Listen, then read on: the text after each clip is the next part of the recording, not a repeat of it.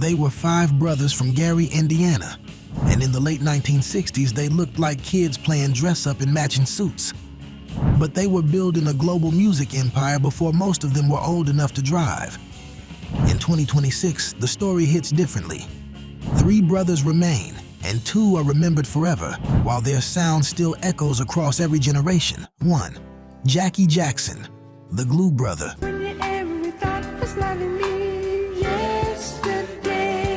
Before there was a Motown deal, before there were sold-out tours, before matching suits and national television appearances, there was Jackie Jackson, the oldest of the 5, quietly making sure the whole thing held together.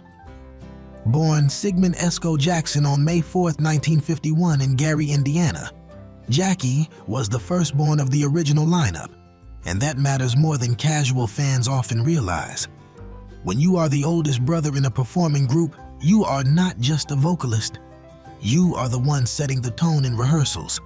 You are the one showing your younger siblings how to carry themselves on stage.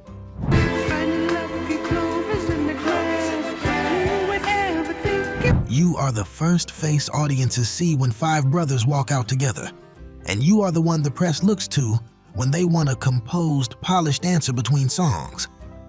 Jackie brought vocal presence and physical grace to the early group, and he understood the image game, the discipline, the precision, the kind of professionalism that made the Jackson 5 feel ready for Motown even before Berry Gordy fully believed it. The matched suits, the synchronized energy, the sense that these were not just talented kids, but a genuine act. Jackie helped build that identity from the inside out. During the 1969 Motown breakthrough era, Jackie was in his late teens, already carrying himself like a veteran, while Michael and Jermaine drew the lion's share of camera attention. That is the quiet sacrifice of being the oldest. You create the foundation, and the foundation rarely makes the highlight reel.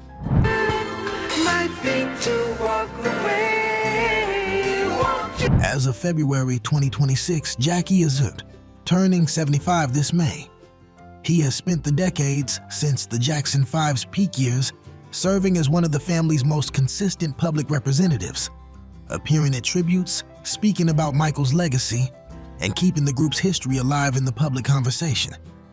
He is the brother most casual fans overlook first.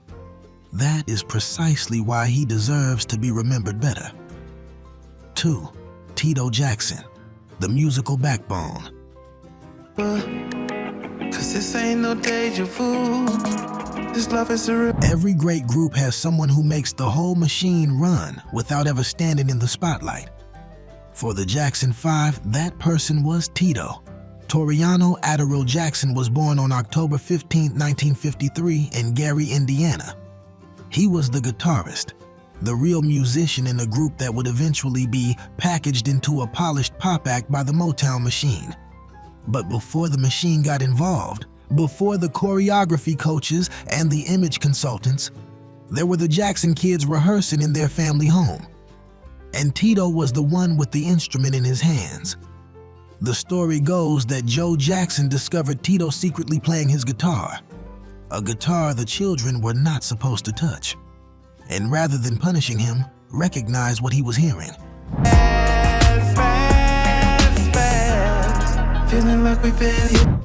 That moment accelerated the family's push toward performing. In many ways, Tito's instinct to pick up that guitar is where the entire Jackson 5 story actually begins. On stage during the group's peak years, Tito was not the front-of-house performer. He did not command attention the way Michael or Jermaine did. He was grounded, essential, and less flashy. Qualities that translate directly to what a band actually needs to sound like a band rather than a collection of individuals. Tito gave the group its musical floor. There is one nuance worth naming here. Motown in the early years often used session musicians on studio recordings rather than the brothers themselves. The Funk Brothers, not the Jacksons, played on many of those early records. But here is what makes Tito's story more interesting, not less. His role was absolutely central to the live identity of the group. Every performance, every television appearance, every stage the Jackson 5 ever stood on, Tito was holding the guitar and anchoring the sound in real time. That is a different kind of essential than appearing on a studio track. It is the kind you cannot fake in front of an audience. In the 1969 breakthrough era, he was in his mid-teens, already providing that live backbone that made the group feel like a real band rather than a produced package. He continued making music well into his later decades, releasing solo material and performing, staying connected to his craft long after the group's commercial peak had passed.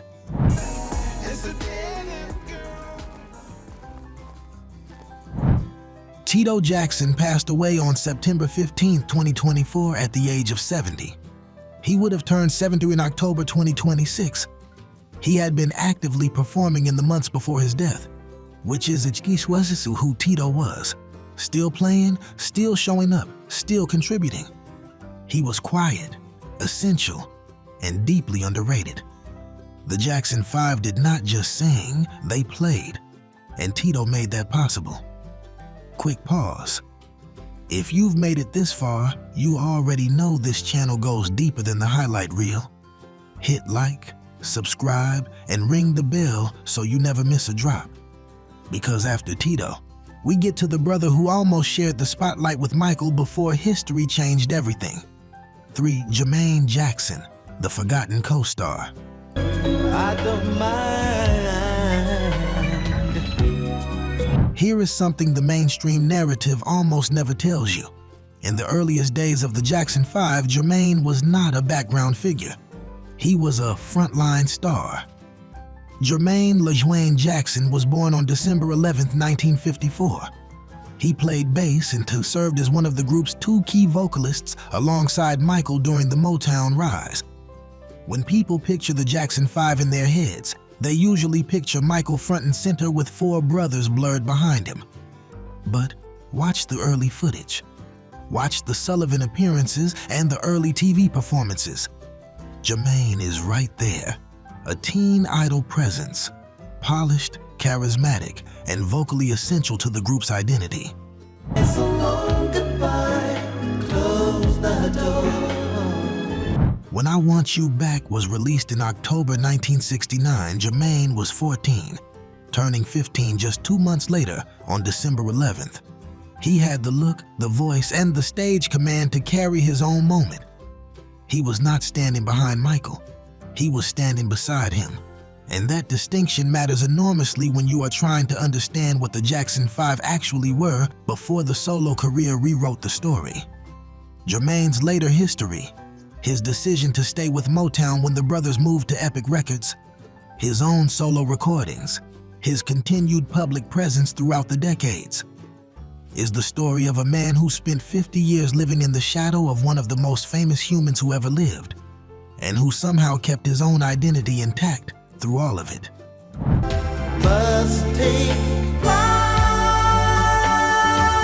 As of February 2026, Jermaine is 71, turning 72 this December.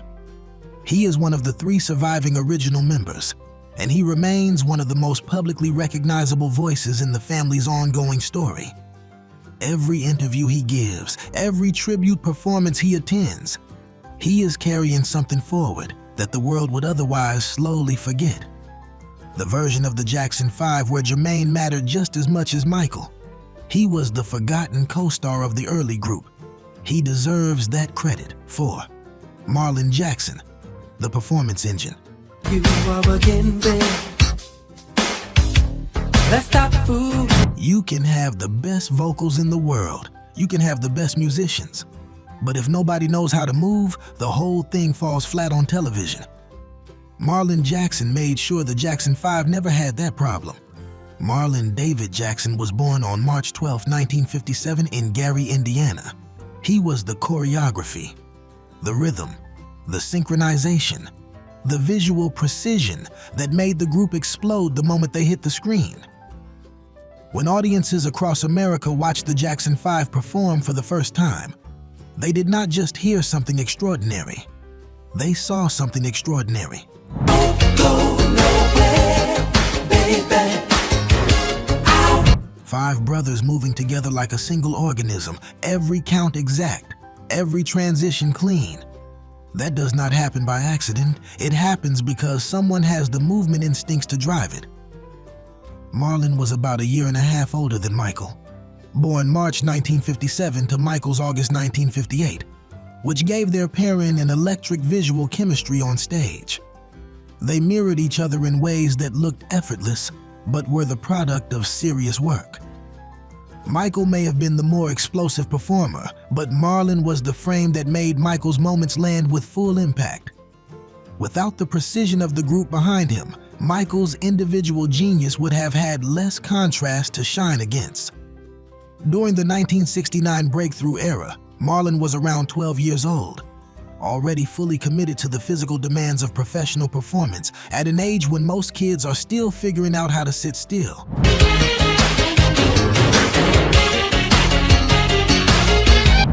That kind of discipline at that age is remarkable, and it almost never gets discussed.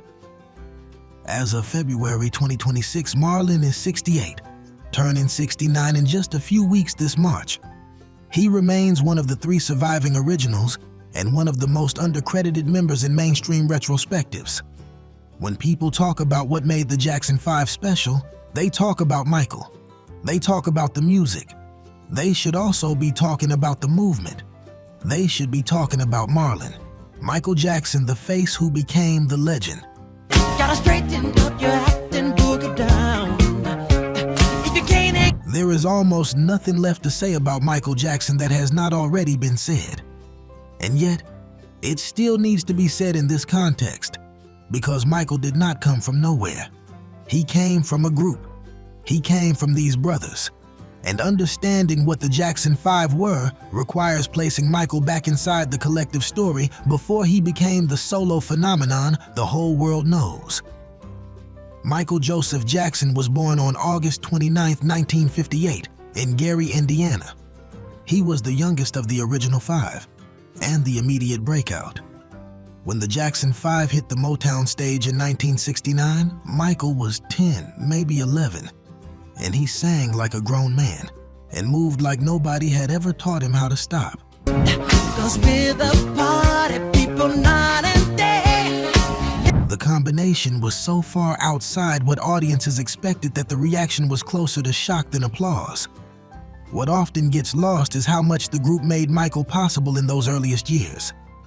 5 brothers performing together created the context, the visual story, the emotional warmth that allowed a 10-year-old to feel like a star rather than a novelty.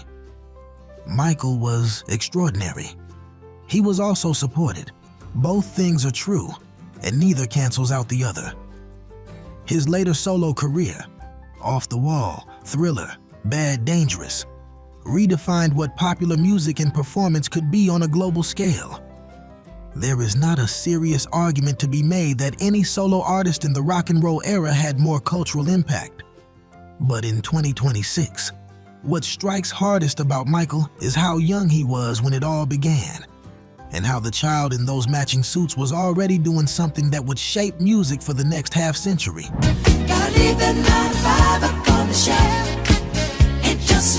Michael Jackson passed away on June 25, 2009. He was 50. In February 2026, he would be 7, turning 68 on August 29th. His music is played every single day across every format that exists. His influence lives in the movement of every performer who came after him. And it all started in Gary, Indiana, with 4 brothers standing beside him.